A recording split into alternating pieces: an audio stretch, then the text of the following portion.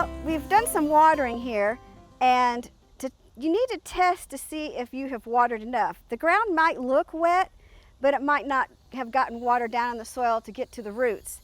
So after you've watered, you simply dig in the ground and see if it's wet or dry. And you see that's dry, so we haven't watered that enough. You've only watered the surface. You haven't watered down in where the roots are.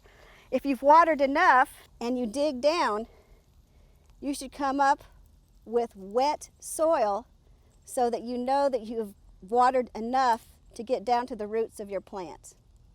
So this is a good example of light, shallow watering often is not a good idea because it tends to have the roots come to the surface, which then they're going to dry out faster. You want to water infrequently and water nice and deep down to the root system so that the roots will want to stay down in the soil to have them away from the heat and the stress of the summer.